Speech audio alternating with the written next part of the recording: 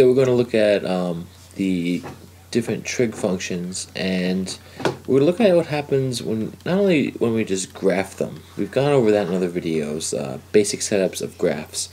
But what happens if we kind of tinker around or mess with these functions? How are they going to move? And I just want to bring out that this is really important in math because you have all these different types of math to study, all these rules. Well, the best thing I think to do is to learn simple rules and then tinker around this stuff to see what happens, right? And then in that process of tinkering, you'll learn new things, and that's kind of the idea. So here's the cosine, right? The function for cosine. Well, what'll happen if we mess around with the coefficient, the value right here? Right here it's 1, right? We don't see anything written.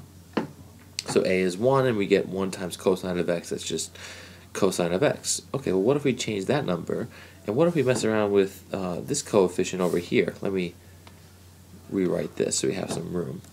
What if I mess around with the coefficient? So here we just had cosine of x. Well, what if we try different values, like different values, we'll call them b, and multiply that by x? How does that affect the function? And then what if, I guess, I don't even know what this will do, but let's have fun with it. I can't remember. Let's add in different values after that. I think that might shift the function around. So we're going to mess around with a, b, and c for cosine, and then we're going to do the same thing for sine and tangent, just to kind of experiment with the effects, because that'll tell us so much about these functions and will help us think about different functions that we see maybe on tests or on examples, and it'll give us something to actually go from. Right? By messing around with these functions, we'll see what's going to happen. What's going to happen to sine, tangent, and cosine when we change the values of a, b, and c. Okay, so let's look at cosine first. So again, here's GCalc, really great program. Cosine of x, what does that look like? Well, there it is, right? It's period. I'm going to zoom out a little bit because we want to see the full period, right? This function starts here and it's going, and it's somewhere over here. It's going to return back to its first starting point, but I want to actually see that. So I'm going to widen my view on the x minimum and maximum. My x minimum, let's do -7 to +7. That should give us a nice view here. And okay, there we go. So now this is the graph of the cosine, and it starts here, it runs down, comes back up, and then right there repeats. So we're actually going to have a full rotation of it. And then what happens if we take 2 times the cosine of x? Oops, 2 times the cosine of x. What will that do? Oh, well, this green line is 2 times the cosine of x. Let's just keep going like this. What if I did 3 times the cosine of x? Oh, let's try 4 times the cosine of x. And I think you might see what's happening here.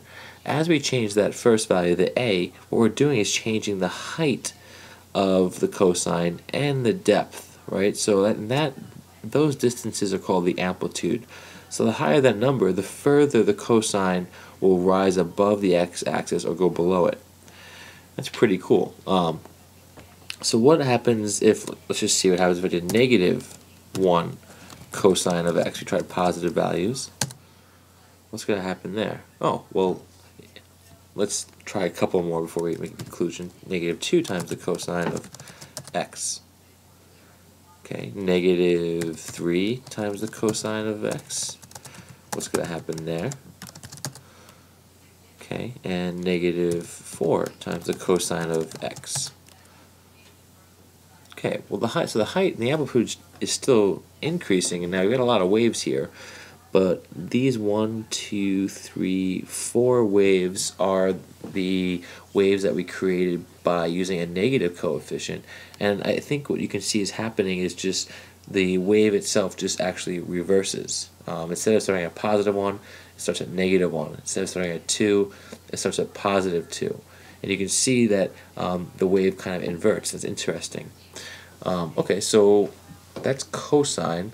What will happen in sine? Will the same things happen when we change our a values? I think the answer is yes. So I think, how do I actually clear this out? I'm going to clear my graph here. Okay, so I'm going to remove all of these. Alright, I'm going to undo them. We don't need them all.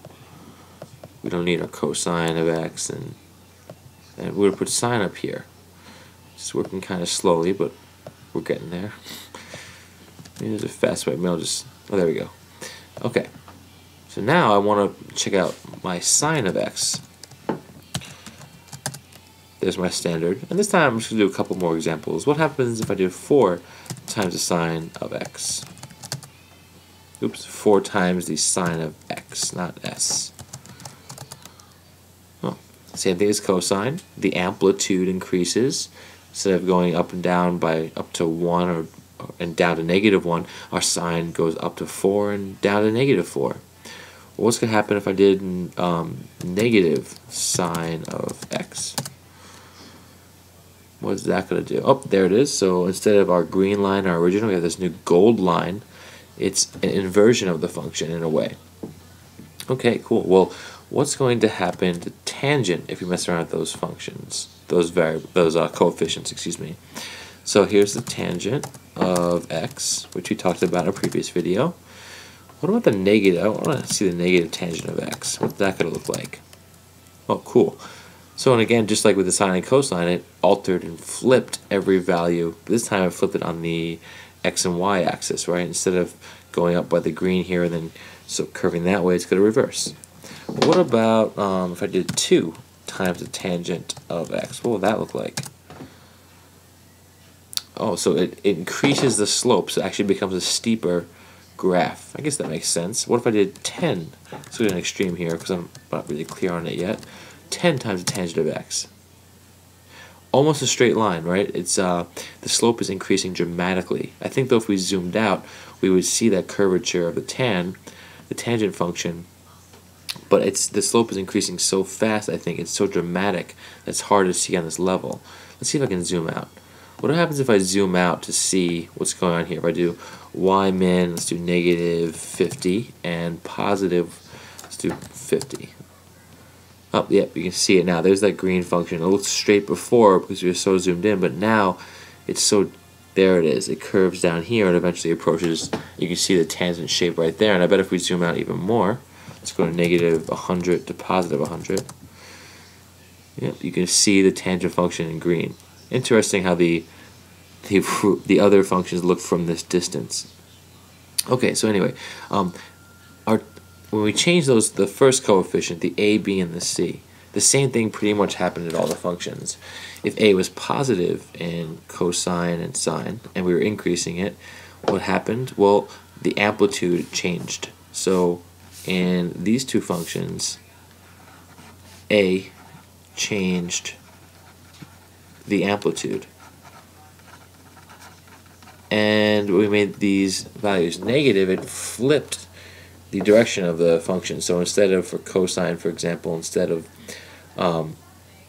starting at 1 and then going down like this, right? That's my little sketch. It would start at -1. Same thing for sine. Instead of starting at 0 and then going up and down, right? It started, well, so actually that one started at 0 again, right? But it went down and then up. So that was when a was less than 0. Okay. For the tangent, almost the same thing happened, but this seemed to affect the slope or the steepness of the function. Now what's going to happen if I change my b values in each of these functions? And then I'm also going to test out the c values at the same time because I don't want to sit here forever and tinkering. That would, I think, would really bore us.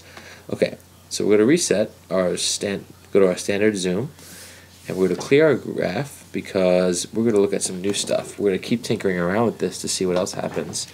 So we have our, let's go back to cosine of x. That's cosine of x. What happens if I do cosine of 2x? What would that look like? So you can see that when we change the b coefficient, this wave is repeating much faster. So here we start off on the blue, and it's going to take, well, let's zoom out again. I'm sorry about that. we should zoom out just to see the full cycle of this function. So we're going to go from -7 to +7. Okay, so the blue, here's the period of the function. The period is how long the wave takes to begin over. So there, from here to here, and that's actually 2 pi. It's not labeled as this on here because we have 1, 2, 3, 4, 5, 6. 2 pi's are on here, just like in the unit circle. So it takes a full rotation of the circle, or 2 pi radians for the blue function to repeat. But for the pink function, we changed the b variable to 2, so it looks like it takes half the time, about pi radians, to complete a cycle. So by the time it gets to 2 pi, it's already had 2 wave cycles. And I guess if we had the cosine of 4x, it should be even faster. There it is. So now the gold wave, right, in half the time of the pink wave and a fourth of the time of the blue wave, it completes a cycle. And just out of curiosity, let's see what happens if I did -2x, the cosine of -2x. Ah, interesting. This goes to a property that the cosine is an even function, and we'll get more into this in other videos. But look, that green line is the same as the one before, right? So the cosine of +2x equals the cosine of -2x. Very interesting. Let's try that out with one other variable, the cosine of -x. So that should be exactly equal to our original, to our blue line. Let's see what happens. Yep, I don't know if you saw it there, but the blue line became purple. So the cosine of -x and +x are identical, and that's going to be different for sine. Now what happens? Let's just try this. The cosine. I should clear this. Clear this graph right here because we've got too much going on. What happens if I have cosine of x plus 1? Oh, cool. It shifted the whole graph up, so the amplitude now goes from 0 to 2. What if I had the cosine of x minus 1? What would that do? Shifts the whole wave down. Very interesting. So now, what if I had, let's try the sine of x, and sine of x, oops, okay. Here's the sine of x in blue. So what will the same thing happen? The sine of -x will happen. Okay, so unlike the cosine, the sine of -x actually kind of flips the wave, right? And the sine of 2x, okay, will increase the frequency of the wave and decrease the period. So it's a more frequent wave, right? It's happening much more than our original, and it's occurring in a shorter period. So this wave completes its cycle in about pi radians, which is about here, about 3. Now what about tangent? What's going to happen there? So let's graph our tangent of x. Oops, tangent of x. There it goes. Now what if I do the tangent of -x? That will invert it, so the negative b values. What if I do the tangent of 2x? Okay, just like before, actually increases the slope. So I'm wondering now, at this tinkering, how is 2 times the tangent of x different from the tangent of 2x? Let's try that. 2 times the tangent of x. It is a little bit different. So that definitely requires further investigation about the difference between those two. But in both cases, when we changed a or b, it seemed to change the slope of tangent. What if I did tangent of x plus, I don't know, let's try plus 4. Cool. So that shifted the turning point of the tangent. See, it's up there now. Before, the tangent would cross the x-axis and turn itself. Now it's happening up here. So when we add or subtract a tangent, we definitely shift our function up or down. So let's review what we just went over. And this is, I think, very important to understand these trig functions. These b values, right?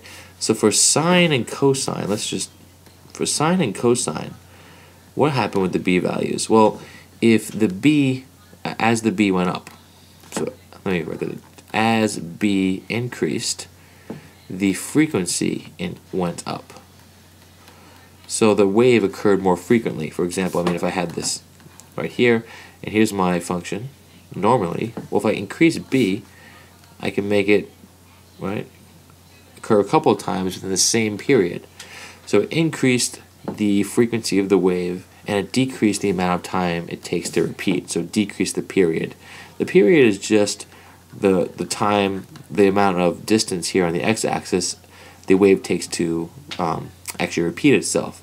So the shorter the period, the less time it takes to repeat, and the higher the frequency. And that's what's happening with our b values for sine and cosine. For tangent, we saw the slope increase, but we saw the same thing with a. So we want to investigate that a little bit further. Now c shifted the position of tangent up and down. I'm sure if we subtracted from the tangent, it would shift the graph down. So originally, you might see a tangent graph like this, right? Turning right on the x-axis, but we increased that, we added to it, it turns up here. And if we subtracted, it would turn down there. Now the sine, same thing with sine and cosine. When we added value to the c, it would actually shift the whole wave up, and when we subtracted values from c, it would shift the whole wave down. So, and again, a, the first coefficients in sine and cosine, affected amplitude, b affected the frequency, and c actually moved the graphs up or down. Now the question is, how do we shift these things left and right? And that's something we'll go over in another video.